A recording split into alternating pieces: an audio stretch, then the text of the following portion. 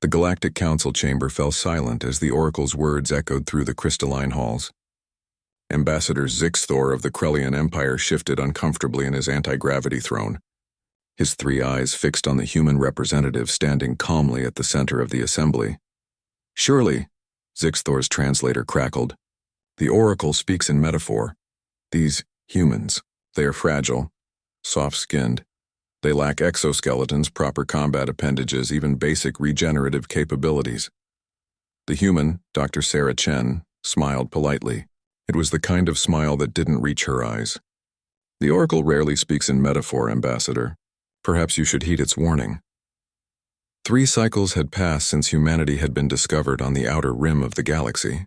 The Galactic Council, in its infinite wisdom and 40,000-year history, had dismissed Earth as insignificant, a backwater planet with a species barely capable of faster-than-light travel. Their ships were crude, their weapons primitive, their lifespans laughably short. The Krellian Empire, however, saw opportunity. Rich minerals, abundant water, and a species too weak to defend itself properly. Zixthor had personally authorized the acquisition of Earth's moon as a mining colony. A small contingent of Krellian forces had landed there 3 days ago. "Your moon is now property of the Empire," Zixthor announced, his mandibles clicking with satisfaction. "Your species should feel honored to contribute to galactic commerce. We will, of course, compensate you with a modest percentage of—" "You will withdraw immediately," Dr. Chen interrupted, her voice cold as the void between stars. The council chamber erupted in various forms of alien laughter, chirps, gurgles, and electromagnetic pulses that translated as amusement. The notion that humanity could threaten the Krellian Empire, a civilization that had conquered 300 worlds, was absurd. Or what? Zixthor leaned forward. "You will send your fragile little ships? Your soldiers that break so easily?" Dr. Chen reached into her jacket pocket and every security system in the chamber activated. Energy shields flickered to life, weapons charged, but she only pulled out a small knife, a simple folding blade that her grandfather had carried in an ancient Earth war. "May I demonstrate something, Ambassador?" Before anyone could respond, she pressed the blade against her palm and drew it across her skin. Red blood welled up and dripped onto the pristine white floor of the council chamber.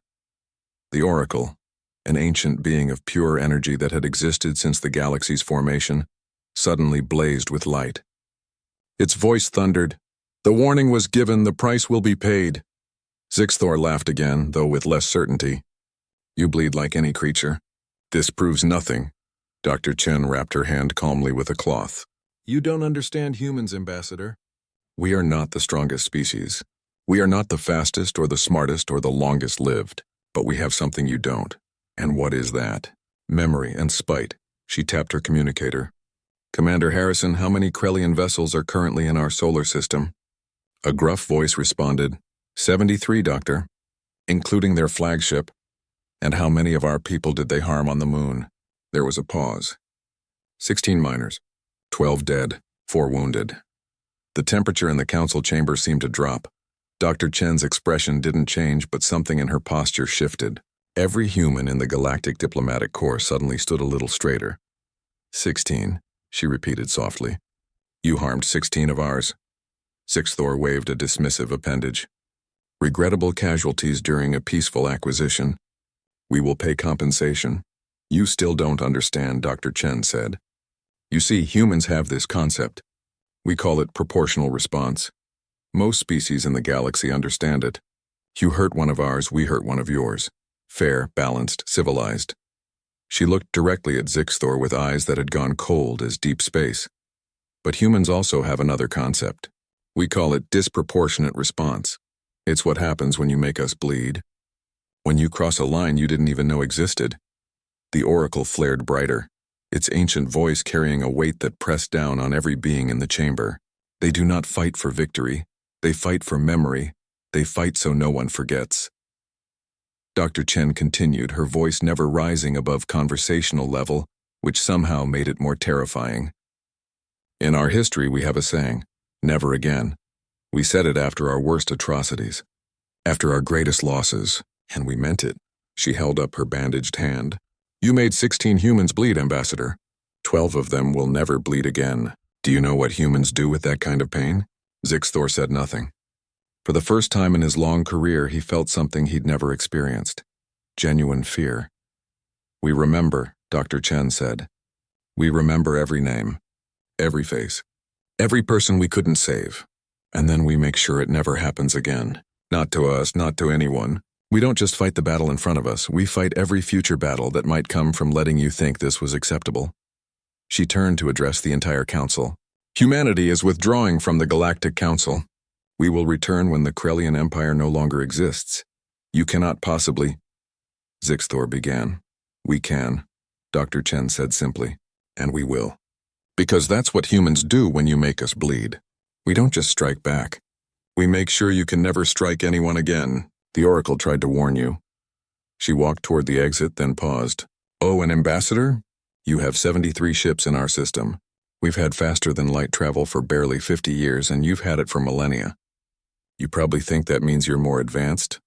Her smile returned, sharp as broken glass. "But you've never had to fight for survival on a planet that tried to kill you every single day. You've never had to innovate or die. You've never had to look at impossible odds and decide to try anyway." "What are you saying?" Zixthor demanded.